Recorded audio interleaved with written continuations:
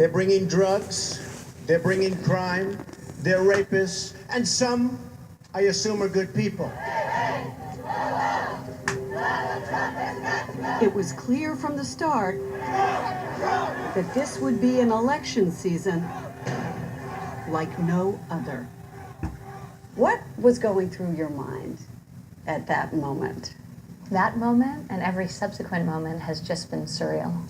I mean, there's no way to prepare yourself for this. And especially for us, we're business people. My father brought us into his office and he said, kids, we're going to do this. I'll never forget that we're going to do this. Here we are, and he's in the driver's seat. It is an incredible thing. It's just an amazing story.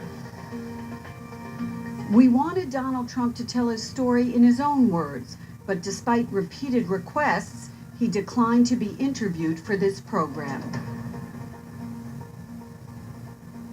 So how does a well-off kid from Queens get to the doorstep of the White House? Donald John Trump was born to win. The fourth of 5 children of Fred and Mary Trump, he was the most like his father. I had a great relationship with my father. I had a wonderful father who was a tough guy, but he was a good guy. And he was a really good builder. He knew how to get things done. Fred Trump was a self-made millionaire whose buildings changed the landscape of Brooklyn and Queens. He was just a worker, and that's what he did. I remember as a kid, you'd go spend a weekend with them, and it was, well, what do you want to do? And it was, well, I guess we'll go collect rent. We'll go do these. So Collect rent? Yeah, his famous saying was, to retire is to expire. Is your dad like his father? I think very much so. No one's going to outwork him. No one's got more energy than him.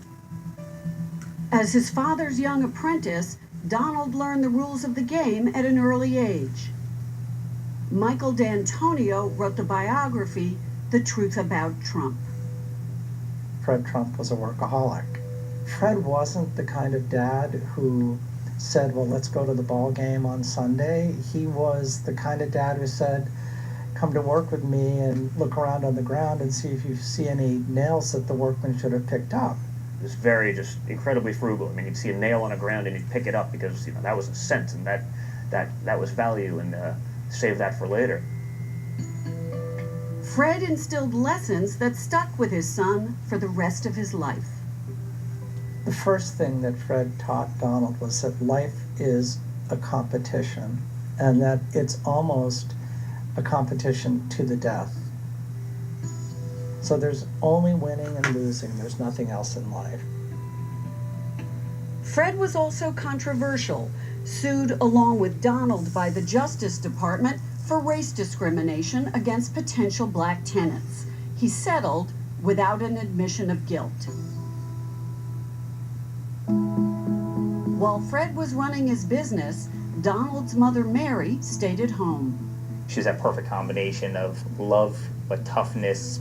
She would tell a joke and just have everybody in the room across many generations just laughing hysterically. She loved to have people looking at her, listening to her, paying attention to her. And I think this is partly where Donald gets his desire to be noticed. Donald's own personality would emerge at the private Q Forest Day School. He was very aggressive on the soccer field. Paul Onish was Donald's teammate and friend. We frequently showed our toughness to the other team during halftime. We would eat oranges whole without ever peeling them, and they thought that we were crazy. Donald didn't like to lose. We would do anything we could that was within the legal grounds of playing soccer to prevent the other team from scoring. In the classroom, Donald's aggression often turned into mischief. We got in trouble by playing bumper desks. We would pull girls' hair in front of us and throw spitballs at other people when the teacher wasn't looking. Donald spent so much time in detention, his friends nicknamed it after him. We nicknamed it Donnie Troms. So the teacher would say detention, but we called it a DT.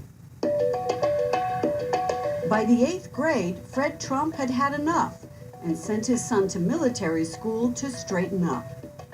I went to military academy because I wasn't the most well-behaved person in the world. And my parents had no idea what to do with me. And they heard about this school that was a tough place. This is the only child they send away. And they don't just send him to private school, they send him to a place where he's put in a uniform. This was a very rough place.